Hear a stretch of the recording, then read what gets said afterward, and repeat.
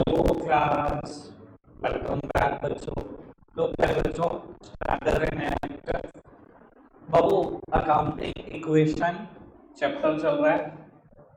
14 illustration कर चुके हैं। अब ये सारे इलस्ट्रेशन करने के लिए मैं टॉपिक स्टार्ट कर रहा हूँ। बाबू ये जो मैं टॉपिक स्टार्ट कर रहा हूँ 2 से 3 दिन इसके ऊपर लगाऊंगा। ये अगले सारे इलस्ट्रेशन तो आपसे करवाएगा ही, लेकिन साथ ही साथ इसके बाद हमारा एक नेक्स्ट चैप्टर है, चैप्टर नंबर 9 चलने का 1 महीने का चैप्टर है। वो भी बेटा इसी टॉपिक से होगा, मैं अगले 3 दिन लगा कर करूँगा। यानी कि आज का दिन और अगले 2 दिन बहुत इंपॉर्टेंट हो जाते हैं। 1 महीने का चैप्टर वो इसके दम पर समझ में आएगा और अगले 7-8 इलस्ट्रेशन वो समझ में आएगा। ठीक है जी, आओ जी सब सामने देखते हैं नहीं था और चर्चा शुरू करेंगे। पहले मेरे साथ साथ एक टॉपिक लिख लो, और वो अकाउंट।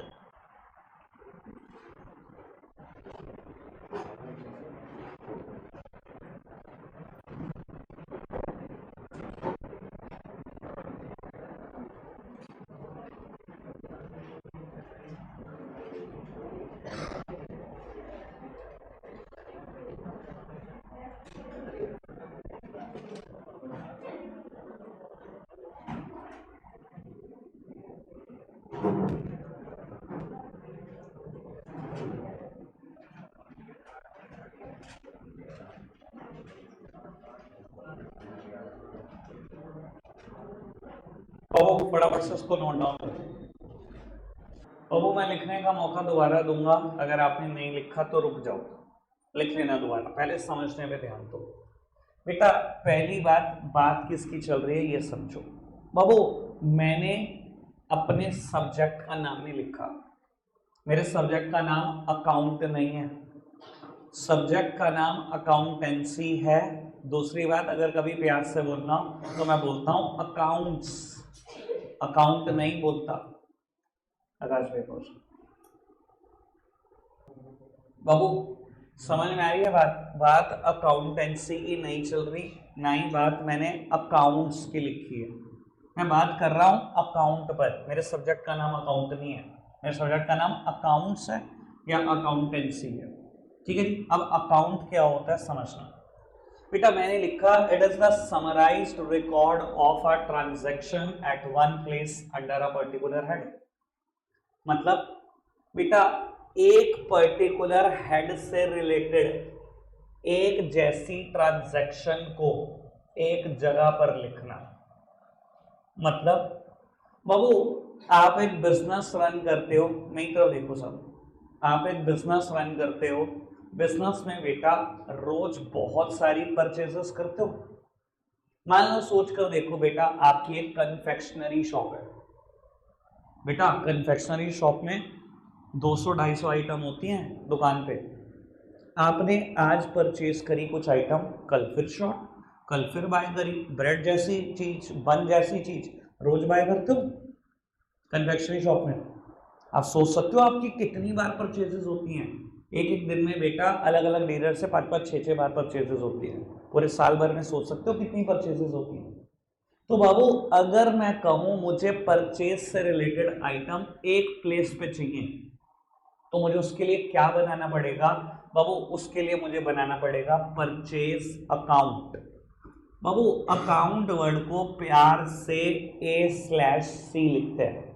बेटा परचेज अकाउंट बनाने से क्या होगा, बेटा परचेज अकाउंट में किसी भी अकाउंट में उसके हेड से रिलेटेड सारी ट्रांजैक्शन एक ही जगह पर मिल जाती है ना, समराइज्ड वे। क्या बोल रहा हूं मैं, सुन लो। किसी भी अकाउंट में उसके हेड से रिलेटेड, अगर मैं परचेज अकाउंट बना रहा हूं तो परचेज से रिलेटेड सारी ट्रांजैक्शन एक सिंगल प्लेस पे मिल जाएंगी इन अ समराइज्ड वे। यानी कि अगर मैंने परचेज अकाउंट रेडी कर दिया तो उसमें मेरी पूरे साल की परचेजेस एक ही जगह पे लिखी हुई मिल जाएंगी, इंस्टेड के मैं अलग अलग लिख रहा था, एक एक पेज पर लिख रहा था। और अगर मैं सेल्स अकाउंट बनाना शुरू कर दूं तो बेटा सेल्स से रिलेटेड सारी ट्रांजैक्शन एक सिंगल प्लेस पर नजर आ जाएंगे ना, समराइज्ड वे। आप समझ सकते हो कितनी सेल्स होती हैं कन्फेक्शनरी शॉप में। दुकान खोलते ही बच्चा आ गया, भैया लॉलीपॉप देना 5 रुपए का, वो भी दिया। लेकिन एक आदमी आ गया जिसने 10,000 का सामान लिया, वो भी आ गया। एक दिन में कन्फेक्शनरी शॉप पर कितनी बार सेल होती है, आइडिया लगा सकते हो? एक छोटी सी कन्फेक्शनरी शॉप भी होगी, कम से कम बेटा 100 कस्टमर आएंगे एक दिन में। सोच कर देखो बेटा, 365 दिन है। अगर मेरे को एक ही जगह पर सेल्स लिखनी हो तो बेटा वो मैं सेल अकाउंट में लिख सकता हूं। ठीक है जी। कभी भी अकाउंट को इतना बड़ा नहीं लिखते, कभी भी अकाउंट लिखना है हम ऐसे ही लिखेंगे A/C। कोई दिक्कत कोई परेशानी तो नहीं? क्या होता है अकाउंट? किसी भी एक पर्टिकुलर हेड से रिलेटेड एक जगह पर सारी ट्रांजैक्शन लिख देना in a summarized way is a account. क्या ये बात समझ में आ रही है अभी तक? कोई दिक्कत कोई परेशानी तो नहीं? आगे बढ़ाऊं बात को। बाबू कोई भी अकाउंट दिखने में टी शेप होता है, दिखाई दे रहा है बेटा? बाबू दिखाई दे रहा है? परचेज अकाउंट की जो शेप है it is a T shape account. कुछ लोग बोलते हैं बेटा इसको टी शेप अकाउंट ही, कुछ लोग बोलते हैं परचेज अकाउंट, कुछ लोग बोलते हैं सेल्स अकाउंट। कोई भी अकाउंट दिखने में हमेशा टी शेप होगा, इस बात में कोई दिक्कत तो कोई परेशानी तो नहीं? पढ़ाएं बात को आगे। अब मेरी तरफ देखते हैं ना, अब यहां से बात बड़ी इंपॉर्टेंट है। बाबू किसी भी अकाउंट में दो ही साइड होती हैं, लेफ्ट हैंड साइड और बेटा राइट हैंड साइड। दिखाई दे रही है? किसी भी अकाउंट में दो ही साइड है।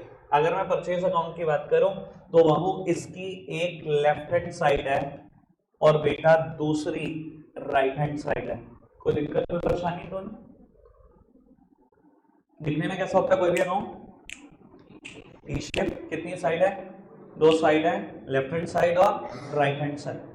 बाबू किसी भी अकाउंट में लेफ्ट हैंड साइड को बोला जाता है डेबिट साइड।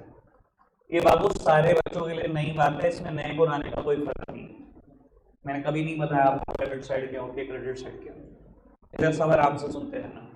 बाबू किसी भी अकाउंट में लेफ्ट हैंड साइड हमेशा डेबिट होगी और बाबू राइट हैंड साइड बेटा हमेशा क्रेडिट होगी। अभी धीरे धीरे जान लेंगे डेबिट क्रेडिट क्या, किसी ने कोई टेंशन नहीं लेनी। कोई भी अकाउंट देखने में कैसा होता है? दो साइड है, लेफ्ट हैंड साइड और right hand side. Left hand side is always a debit side. इतनी फिक्की आवाज, इतने सारे हो तुम। हाँ जी, लेफ्ट हैंड साइड हमेशा क्या होगी और राइट हैंड साइड हमेशा क्या होगी? बाबू ये बताने के लिए कि left hand side debit side है, कुछ लोग प्यार से लेफ्ट हैंड साइड के ऊपर लिख देते हैं DR.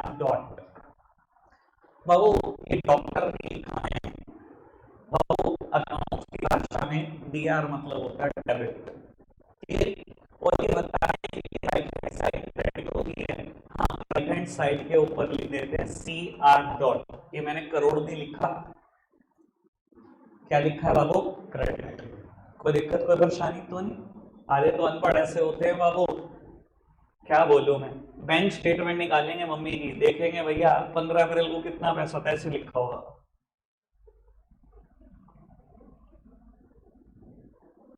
मम्मी 13,000 करोड़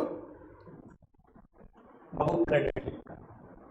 ठीक है ना? धीरे धीरे जान जाओगे बैंक का डेबिट, बैंक का क्रेडिट क्या होता है, सब जान जाओगे। ठीक है जी बाबू। किसी भी अकाउंट में कितनी साइड है फटाफट बताओ? दो साइड है, left hand side is the debit side and right hand side is the credit side.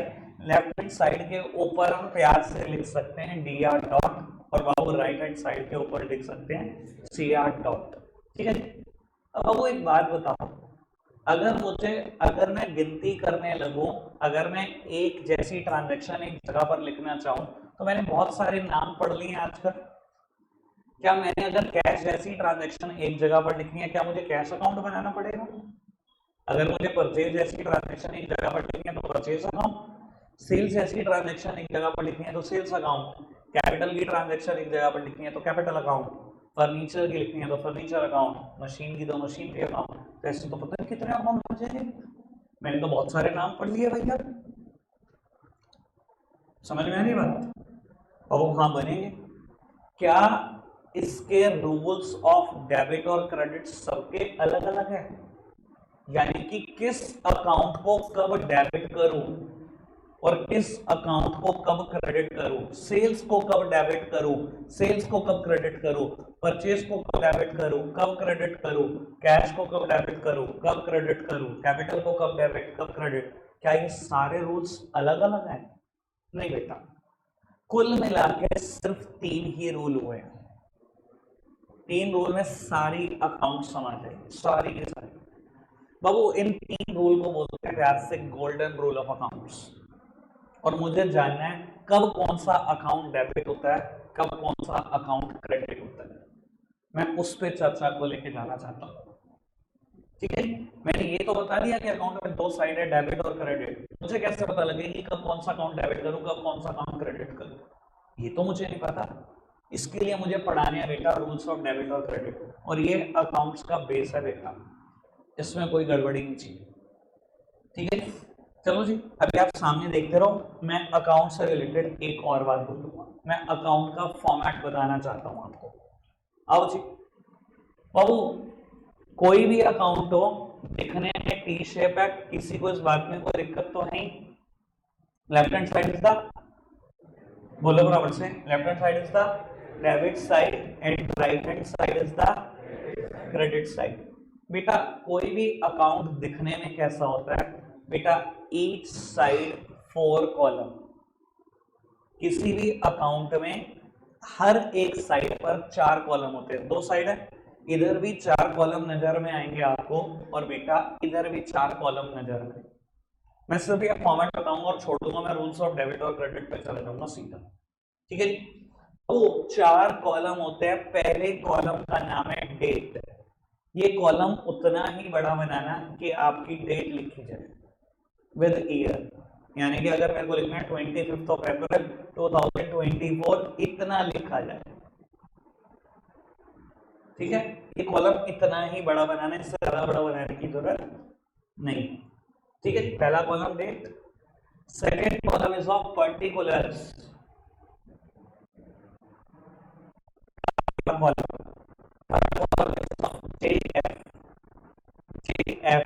Babu JF का मतलब क्या होता है? देखो कितनी टेंशन होगी सुनोगे भाई, मुझे ना डराओ, बहुत आसान है, मुझे लो।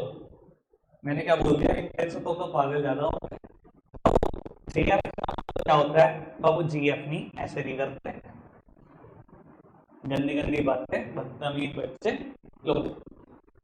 जेएफ मतलब जर्नल फॉल्यू, कोई ना बोले जनरल। जैसे पहले दिन मेरे टीचर मुझे नोट्स पढ़ा रहे थे, तो उन्होंने लिखा था, मैं पढ़ा था जनरल, मुझे पता नहीं जनरल फॉल्यू, जनरल। ठीक है, ऐसे बता देता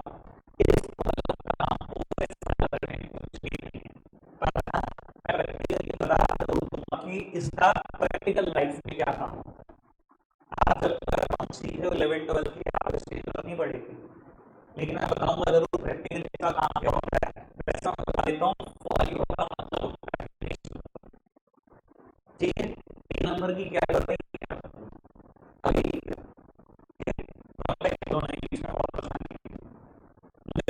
डिस्टर्बेंस हो रही है सर। ईच साइड 4 कॉलम है, पहला कॉलम डेट, दूसरा particular, third column is of JF.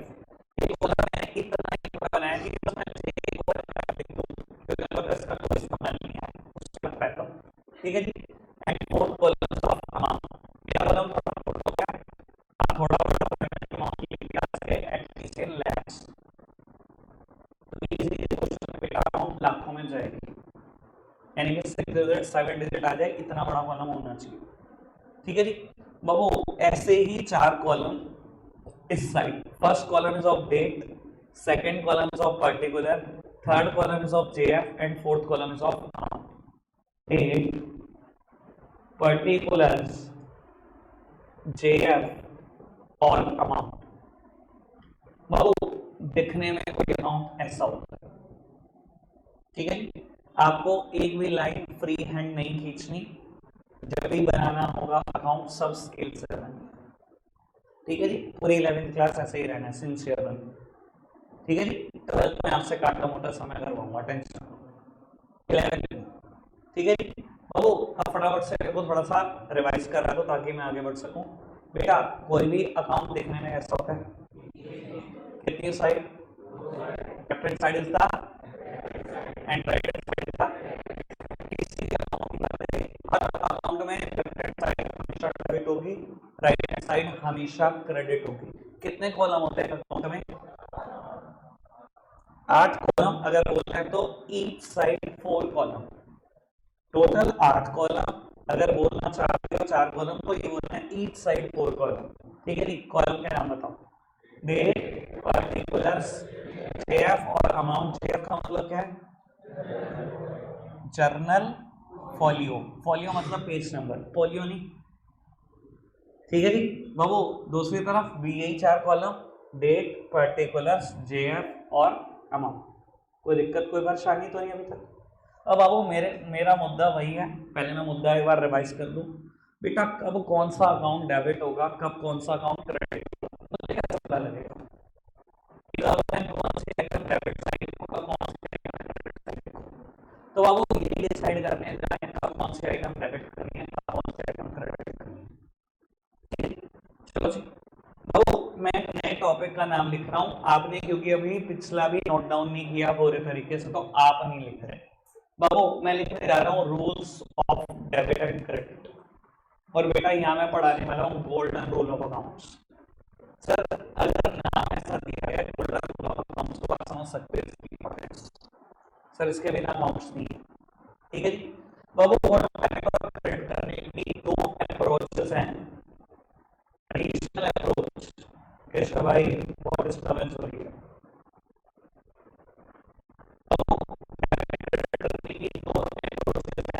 Traditional approach और बेटा दूसरी है मॉडर्न अप्रोच। बेटा मॉडर्न अप्रोच कितनी मॉडर्न है, यानी 11th क्लास में पढ़ी थी। समझ लो इसकी डिस्कवरी बेटा हाल ही में बेटा 5-4 सालों में हुई। ठीक है ना, ये मॉडर्न अप्रोच है। और ट्रेडिशनल अप्रोच वही है बेटा जो आपके फादर ने पढ़ी थी, मैंने पढ़ी है, आप पढ़ रहे हो और आपके बच्चे भी पढ़ने वाले हैं।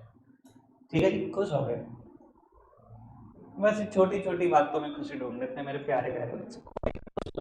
हाँ हाँ सर, मैं एक से बता सकता हूँ अभी बाबू, मैंने कहा है ना हर चीज क्लियर होगी, लेकिन एक चीज का नहीं पर्टिकुलर समय होता है, आएगा समय। मैंने कहा 3 दिन वाला टॉपिक है, कोई नहीं सीख सकता है, कोई कुछ मुद्दा मुझे भी पता है कब सब सामने देखना। सर पहले स्टार्ट करेंगे ट्रेडिशनल अप्रोच से, जो बहुत पुरानी अप्रोच है।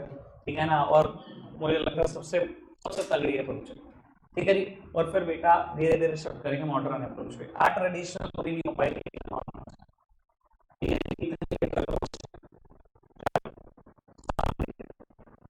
ट्रेडिशनल अप्रोच क्या कहती है, ट्रेडिशनल अप्रोच कहती है कोई भी अकाउंट को 2 पार्ट में डिवाइडेड, कोई भी account, purchase account, sales account, salary account, capital account, drawings account, credit account, 2 part में डिवाइडेड होगा।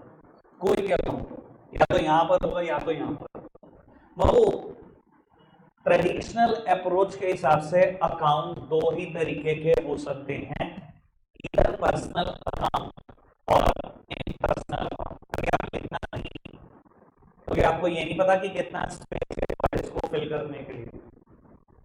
जैसे उसने भी लिख दिया ना, आप 2 मिनट का मौन कर उसके लिए रख लेंगे आप, क्योंकि उसका पेज फटेगा लिख के ले, क्योंकि 2 पेज मिला कर रहेगा। ठीक है जी, लो जी सामने देखना। तो ट्रेडिशनल अप्रोच कहती है अकाउंट 2 तरीके के हो सकते हैं, personal account and other one is impersonal account. ठीक है, तो पर्सनल अकाउंट फर्दर 3 तरीके के। तो पहले नंबर पर आता है नेचुरल पर्सनल अकाउंट। सब सामने देखना रहता है, मेरी सबसे शुरू में जा रही है नेचुरल पर्सनल अकाउंट। बेटा नेचुरल पर्सनल अकाउंट में क्या आता है, अब ये समझना।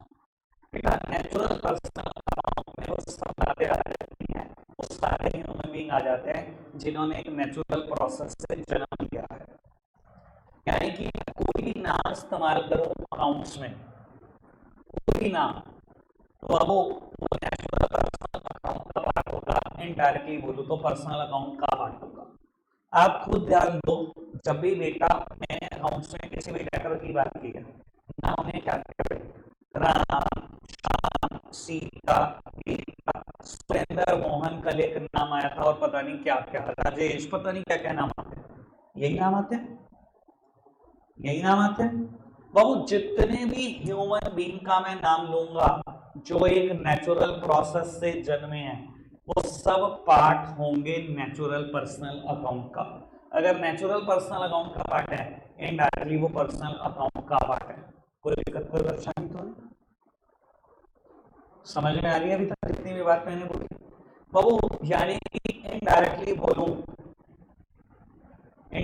बोलूं तो बेटा जितने भी क्रेडिटर्स हैं, जितने भी डेटर्स के नाम अभी तक आपने पढ़े हैं, जितने भी प्रोपराइटर के नाम आपने पढ़े हैं और जितने भी बेटा प्रोपराइटर्स ने ड्राइंग की है, वो सब यहीं पर आ जाएंगे।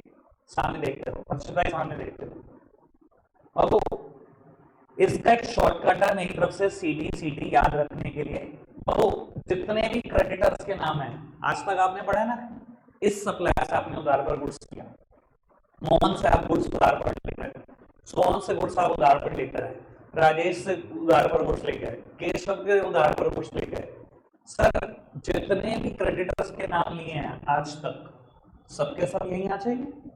जितने भी डेटर्स के नाम लिए हैं, सबके सब यहीं पर आ जाएंगे। और प्रोपराइटर खुद भी यहाँ पर आ जाएगा।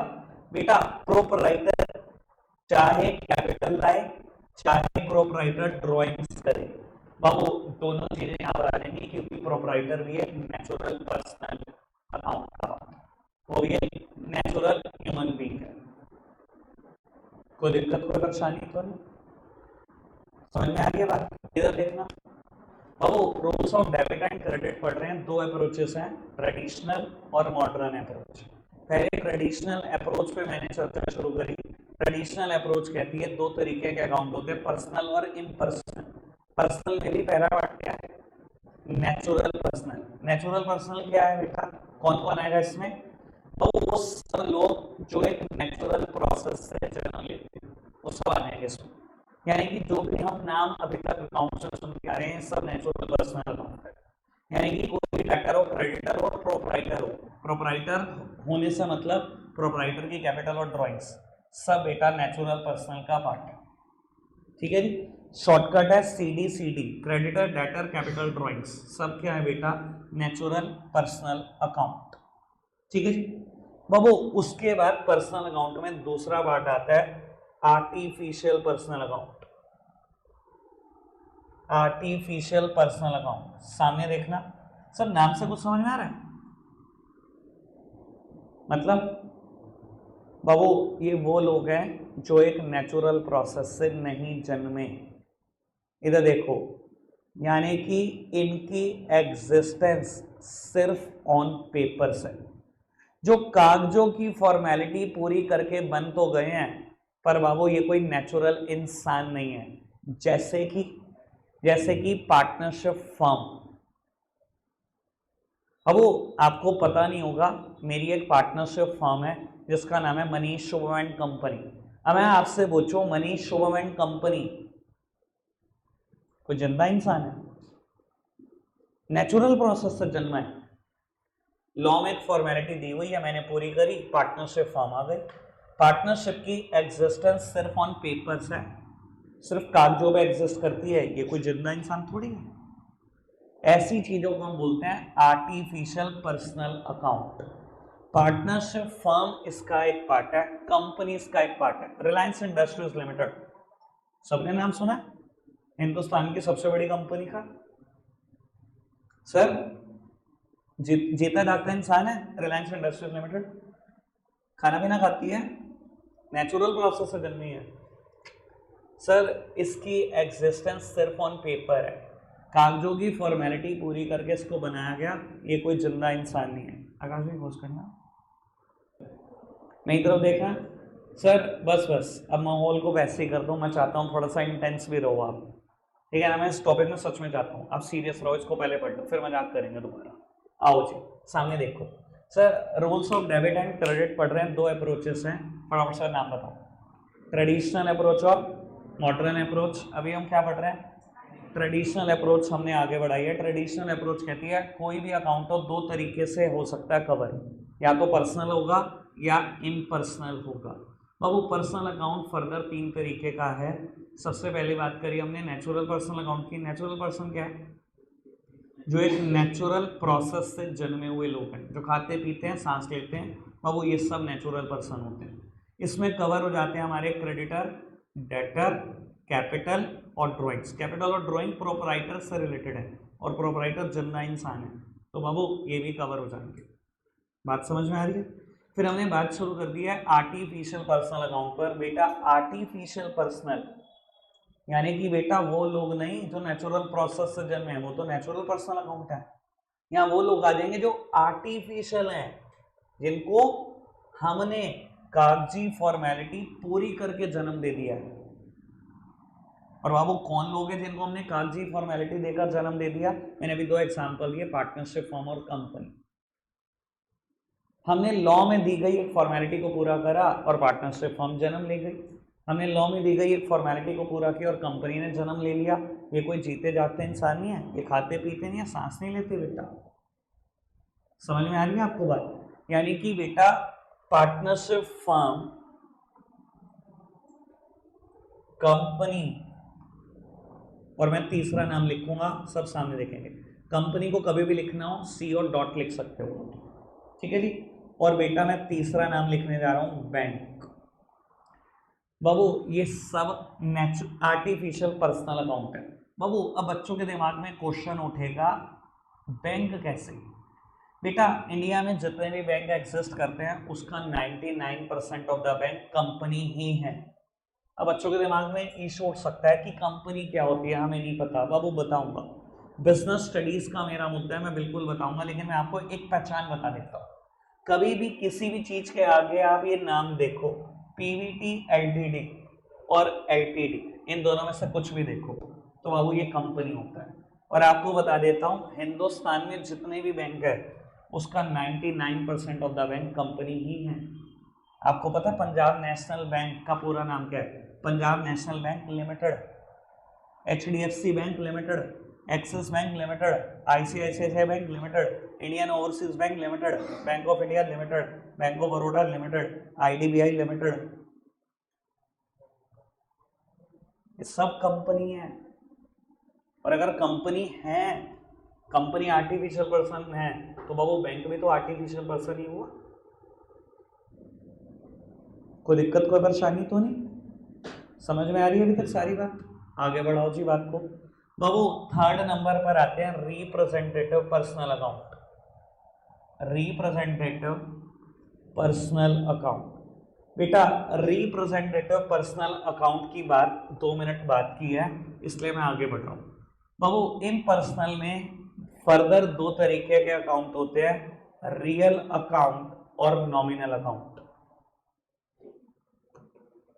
बाबू आप देख के बोलते रहो, जो मैं पूछने जा रहा हूँ देखते रहो, सामने बोलते रहो, ठीक है ना। आज का लेक्चर वैसे भी थोड़ा ज़्यादा होना ही था टिपिकल, कोई दिक्कत नहीं। कल से बाबू रिलैक्स मोड में पहुंचे, मैं थोड़ा सा भगा दूंगा ताकि कल हम रिलैक्स मोड में आ सके। बेटा ट्रेडिशनल अप्रोच स्टार्ट किए हैं। ट्रेडिशनल अप्रोच के हिसाब से अकाउंट दो तरीके से डिवाइडेड है, नाम बताओ? पर्सनल और इम्पर्सनल। पर्सनल फर्दर तीन तरीके में डिवाइडेड है, नाम बताओ? Natural personal account, artificial personal account और रिप्रेजेंटेटिव पर्सनल अकाउंट। रिप्रेजेंटेटिव की भी मैंने बात नहीं करी। नेचुरल पर्सनल अकाउंट क्या है? वो लोग जो नेचुरल प्रोसेस से जन्मे हैं। बेटा ये सब कवर हो जाते हैं नेचुरल पर्सनल अकाउंट में। बाबू नाम किसी का भी हो, ये सब नेचुरल पर्सनल अकाउंट है, ठीक है जी। और बाबू मैंने चार बातें स्पेसिफिकली बोली हैं कि याद रखना है, और शॉर्टकट बड़ा इजी है, सीडी, क्रेडिटर, डेटर, कैपिटल और ड्राइंग्स। कैपिटल और ड्राइंग वर्ड एसोसिएटेड है विद प्रोपराइटर, और प्रोपराइटर खुद एक जिंदा इंसान है, इसलिए नेचुरल पर्सनल अकाउंट का पार्ट, ठीक है जी। फिर बाबू हमने बात करी आर्टिफिशियल पर्सनल अकाउंट की। ये क्या आर्टिफिशियल पर्सनल अकाउंट क्या है? बाबू ये नेचुरल प्रोसेस से जन्मे हुए लोग नहीं है, इनकी एग्जिस्टेंस सिर्फ ऑन पेपर है, हमने लीगल फॉर्मेलिटी पूरी करके इनको जन्म दिया। पार्टनरशिप फर्म, कंपनी और बैंक्स, बोलोगे तो नहीं? समझ में आ रही है बात? चलो जी बाबू, इम्पर्सनल अकाउंट फर्दर दो तरीके में डिवाइडेड है, रियल अकाउंट और नॉमिनल अकाउंट। बेटा रियल अकाउंट में क्या आता है? ऑल द एसेट्स, जितनी एसेट्स आपने आज तक पढ़ी हैं सारी, एक्सेप्ट, बाबू सारी एसेट्स यहां लिख देना, सिर्फ दो को छोड़ देना। कौन सी दो? बेटा वन इज डेटर, और अगर समझदार हो दूसरी इज बैंक। बाबू डेटर और बैंक यहां क्यों नहीं लिए? क्योंकि डेटर को पहले कहीं और कवर कर लिया है और बैंक को पहले कहीं और कवर कर लिया है, इसलिए नहीं लिए। ठीक है, बाकी सारी एसेट्स क्या है? Real account. सारी एसेट्स क्या है? आपने कितनी एसेट्स पढ़ी मुझसे? 12 हो गई थी। सारी एसेट्स क्या है? अरे बोल दो भैया, पानी पिलाऊं? सारी एसेट्स क्या है? Real account except debtor and bank. कोई दिक्कत, कोई परेशानी तो नहीं? आओ जी बाबू, इम्पर्सनल अकाउंट का सेकंड कैटेगरी नॉमिनल अकाउंट। ये नॉमिनल अकाउंट में क्या क्या आ जाता है सामने देखना बाबू। दुनिया के सारे खर्चे, दुनिया के सारे losses, all the expenses, losses, दुनिया की सारी इनकम्स, दुनिया के सारे गेन्स, सब कुछ यहां पर आ जाता है बाबू। नॉमिनल अकाउंट में क्या आता है? All the expenses and losses, all the incomes and gains. सारे एक्सपेंसेस, सारे लॉसेस, सारी इनकम, सारे गेन्स। ठीक है जी। यानी कि अगर मैं बोलूं, मेरी तरफ देखते रहो, अगर मैं बोलूं सैलरी पेड एक्सपेंस है, यहाँ आएगा। मैं बोलूं सैलरी रिसीव्ड इनकम है, यहीं आएगी। मैं बोलूं रेंट पेड खर्चा, यहीं आएगा। रेंट रिसीव्ड यहीं आएगा। कमीशन पेड यहीं, कमीशन रिसीव्ड यहीं। Discount paid, discount received. किसी भी खर्चे का नाम ले लूं, किसी भी इनकम का नाम ले लूं, यहां पर नजर आ जाएगा। है कोई दिक्कत, कोई परेशानी तो नहीं अभी तक? समझ में आ रही है सारी बात जितनी भी बोली? आओ जी सर, मैं धीरे धीरे लेक्चर वाइंड अप करने की तरफ जा रहा हूँ, ठीक है ना। बस मेरे को एक बात आज और बोलनी है। जब आप कल आओ तो मैं चाहता हूँ बिल्कुल रिलैक्स मोड में। मुझे लगता था मैंने जितनी डिफिकल्ट बातें बोलनी थी सारी बोल दी, एक आसान बात और बोलूंगा बस। ठीक है जी, इधर देखना मेरी तरफ फटाफट से। ट्रेडिशनल अप्रोच कहती है अकाउंट दो तरीके के हो सकते हैं, पर्सनल और इम्पर्सनल। पर्सनल कितने तरीके के? नाम बताओ। नेचुरल पर्सनल, आर्टिफिशियल पर्सनल और रिप्रेजेंटेटिव पर्सनल। और बाबू इम्पर्सनल कहता है अकाउंट फर्दर दो तरीके के हो सकते हैं, कौन कौन से? रियल अकाउंट और रियल अकाउंट में क्या आता है? और ऐसे all the assets except debtors, और बाबू नॉमिनल में all the expenses and losses, all the incomes and gains. जितने भी खर्चे, जितने भी नुकसान, जितनी भी इनकम, जितनी भी कमाई सभी यहीं। कोई दिक्कत, कोई परेशानी तो नहीं? समझ में आ रही है तक सारी बात? आगे बढ़ाऊं बात को? आओ सामने देखो। अगर कोई बच्चा कहे कि मुझे तो नॉमिनल अकाउंट के एग्जाम्पल चाहिए, तो मैं वो लिख रहा हूं बेटा। सैलरी पेड एक एग्जाम्पल, रेंट पेड दूसरा एग्जाम्पल, डिस्काउंट अलाउड तीसरा एग्जाम्पल। ये तीनों तो खर्चे के हो गए।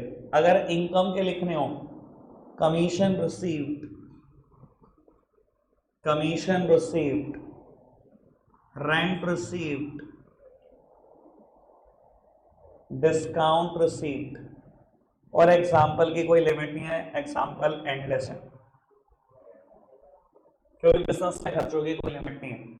मैं कहूँ कैरेज एक्सपेंस यहीं पर, मैं कहूँ कार्टेज पेड यहीं पर, मैं कहूँ ट्रेवलिंग एक्सपेंसेस पेड यहीं पर, मैं कहूँ कन्वेंस एक्सपेंसेस पेड यहीं पर, मैं कहूँ स्टेशनरी यहीं पर, लीगल एक्सपेंसेस यहीं पर। खर्चों की कोई लिमिट है बिजनेस में? दुकान में कितने खर्चे होते हैं आइडिया आपको? कोई लिमिट ही नहीं। तो बाबू सारे खर्चे, सारे लॉसेस, सारी इनकम, सारे गेन्स यहाँ पर। कोई दिक्कत, कोई परेशानी तो नहीं? अब बेटा मुद्दा उठता है रिप्रेजेंटेटिव पर्सनल अकाउंट में क्या आएगा, इसका कॉलम ही ब्लैंक छोड़ा मैं कुछ लिखा ही मैं कहा था बताऊँ आओ से आखिरी बात मुश्किल बात ये करके जाएंगे कल आएंगे जब आप आओगे बाबू बॉडी रिलैक्स मोड में आओगे ठीक है ना, मैं रिवाइज कर रहा हूँ आप लगेगा तो खत्म हो गया याद भी हो गया, फिर मैं इसके गोल्डन रूल लिख दूंगा बस खत्म।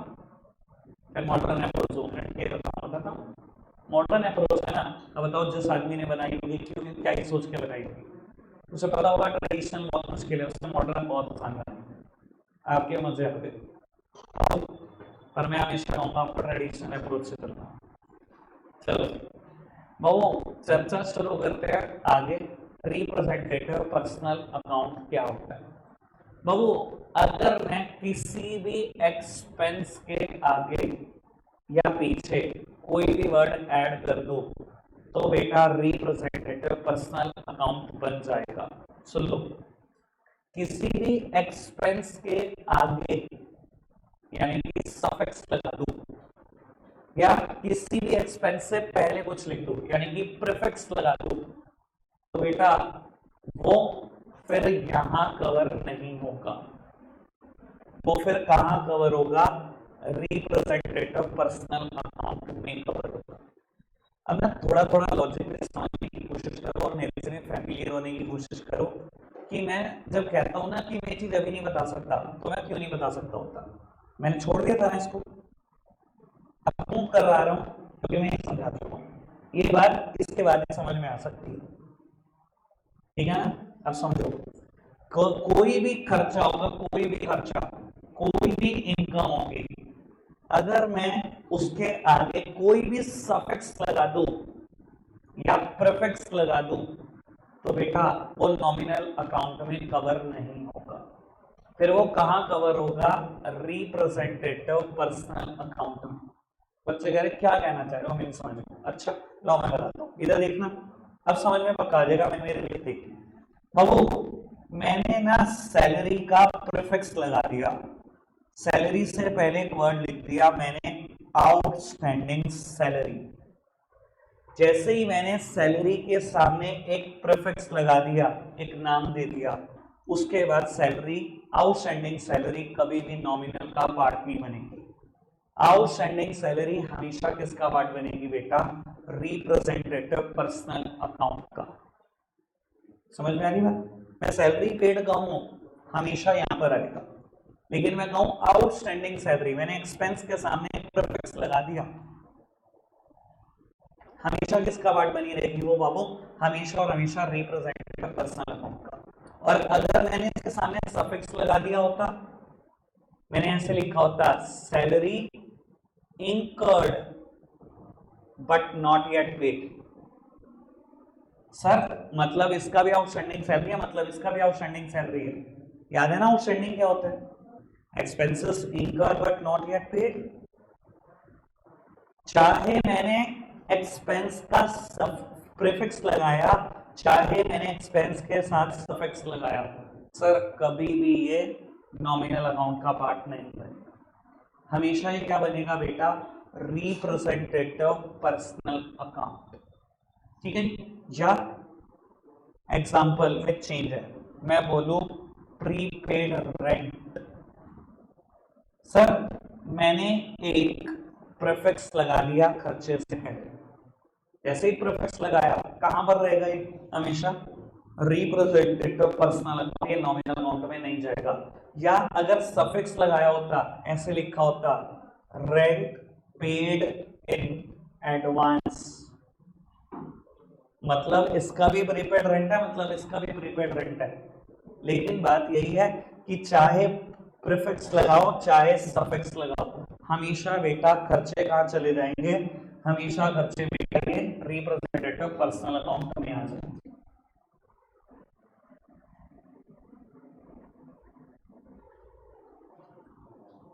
ठीक है जी, ये मेरी तरफ से आज आखिरी बात थी, मुझे सिर्फ आप 2 मिनट तक रिवीजन के लिए दो, उसके बाद आप जा सकते हो, कोई टेंशन नहीं है। कल वापसी आएंगे, कल इनका रिवीजन करेंगे, कल ये और अच्छे से क्लियर हो जाएंगे। ठीक है जी, अब ट्रेडिशनल अप्रोच फटाफट से रिवाइज करो, कितने तरीके के कहूं, 2 पर्सनल और पर्सनल कितने तरीके के, तीन, कौन कौन सी थी? नेचुरल पर्सन, आर्टिफिशियल पर्सन और रिप्रेजेंटेटिव पर्सन। अच्छा भाई पार्टिसिपेट करोगे या इमिटेशन दो? चलो बाबू, इन पर्सन फर्दर दो तरीके के, रियल और नॉमिनल। बाबू अब एक एक करके बताते जाओ किसने क्या क्या नाम याद करा है। नेचुरल पर्सन में कौन कौन आएगा बाबू? उस सब के सब नाम जो आपने आज तक पढ़े, सीता गीता राम मोहन सोहन, जितने नाम आपने आज तक पढ़े। स्पेसिफिकली बोलो तो चार बातें, कोई भी क्रेडिटर, कोई भी डेटर, कैपिटल और ड्रॉइंग्स। ठीक है जी। Artificial person, partnership firm, company, banks. बोलोगे तो नहीं। रिप्रेजेंटेटिव पर्सन को पेंडिंग रखते हैं, नॉमिनल के बाद दोबारा रिवाइज करेंगे। रियल बताओ, रियल में क्या क्या थी? All the assets except debtors and bank. Debtor और बैंक क्यों नहीं लिया? क्योंकि डेटर पहले नेचुरल पर्सन में कवर हो चुका है और बैंक बेटा आर्टिफिशियल पर्सन। ठीक है। नॉमिनल में क्या आएगा? जितने भी एक्सपेंसेस के नाम आज तक सुने सारे आ जाएंगे, जितने भी लॉसेस के नाम सुने सारे आ जाएंगे, सारी इनकम सारे की सारे गेन्स आ जाएंगे। एग्जाम्पल भर भर के हैं बेटा, खर्च और इनकम के बिजनेस में एंडलेस एग्जाम्पल। ठीक है। पर बेटा अगर किसी भी खर्चे और इनकम के सामने कोई भी प्रीफिक्स और सफिक्स लगा तो बाबू वो कन्वर्ट हो जाएगा रिप्रेजेंटेटिव पर्सनल अकाउंट में। यानी कि मैं बोलो आउटस्टैंडिंग सैलरी, या बेटा बोलो salary incurred but not yet paid, ये क्या है? Representative personal account. सेम बात अगर मैं बोलो प्रीपेड रेंट और रेंट पेड इन एडवांस, चाहे मैंने प्रीफिक्स लगाया चाहे सफिक्स, वो क्या बन गया? Representative personal account. ठीक है जी। मैंने पूरी कोशिश करी आपको सब कुछ यहाँ याद हो जाए, और मैं जानता हूँ 90% बच्चों को यहाँ याद हो चुका होगा। ठीक है जी। बाबू इसकी पिक ग्रुप में आ रही है, नोट्स बनाकर लाना। लेकिन हाँ सुनो, मैं आपको ये भी बता देता हूँ, पर्सनल अकाउंट का मुझे एक रूल लिखना है। 3 गोल्डन रूल ऑफ अकाउंट है। 1 गोल्डन रूल सारे के सारे पर्सनल अकाउंट के लिए एक है, पूरे रियल अकाउंट के लिए एक है, पूरे नॉमिनल के लिए एक है। मैं रूल लिखूंगा इसके नीचे नीचे कर, ठीक है। और मॉडर्न अप्रोच में मुझे कुछ लिखना है, तो आप एक मिडल पेपर लेना, पूरा ऊपर हेडिंग देना rules of debit and credit, और फिर उसके 2 पार्ट करना, ट्रेडिशनल और मॉडर्न अप्रोच। ठीक है जी। सिंगल पेपर पे बनाना पूरा नहीं है। ठीक है। मैं पे क्लिक करके ग्रुप में भेजता हूँ आपको। रखेंगे आज के लिए इतना ही प्यारे बच्चों। बाय।